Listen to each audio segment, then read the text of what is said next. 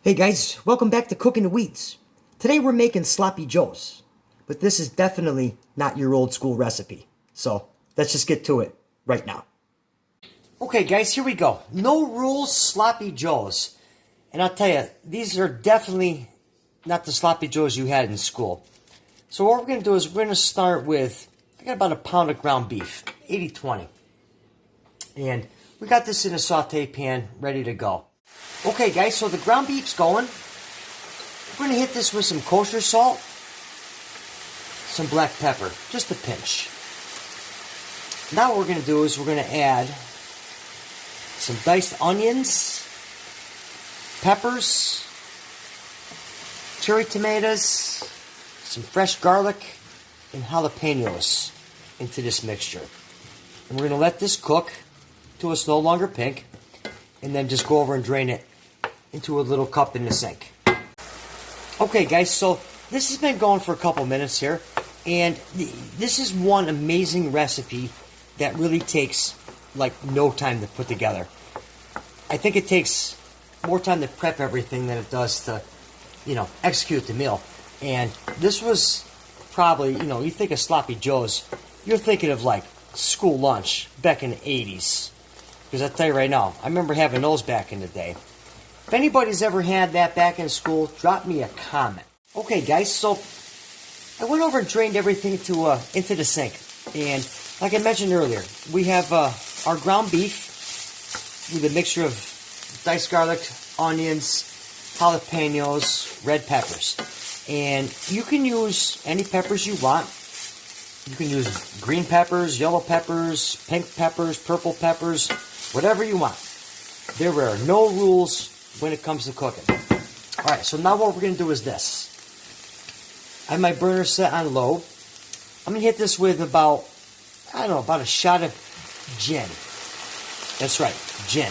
Bombay Sapphire.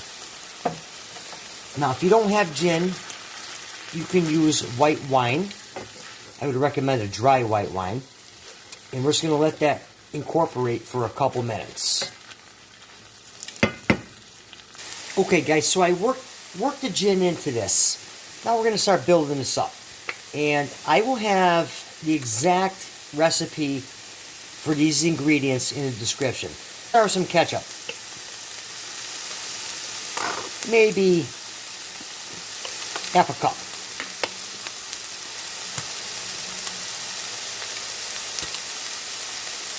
With a Worcestershire sauce.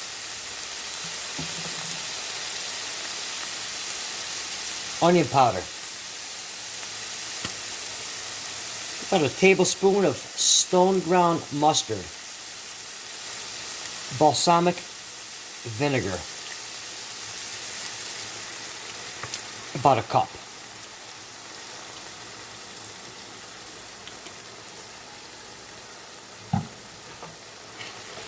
And we're going to mix this in here and let this go. A couple minutes. Takes no time. Okay guys, here we go. So let's build this up. What I got right here is a lightly toasted Portuguese roll. So what we're going to do is this. Alright, we're going to throw our sloppy joes right on here. Okay. Oh yeah. Man, does that smell good. This not be cheap. Load it up. And then we're going to hit some bacon on there. Yep. And then finally, some Swiss cheese. And what we're going to do is we'll put this in the oven for a couple minutes.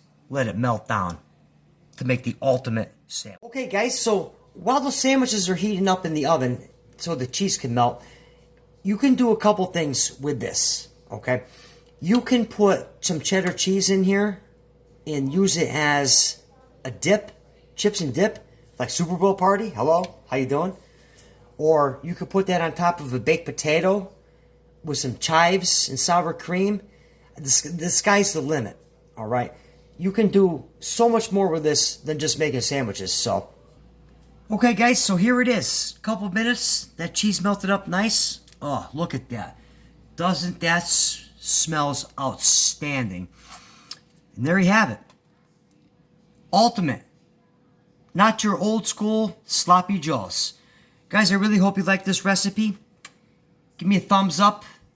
We'll catch you next time. Cooking the weeds.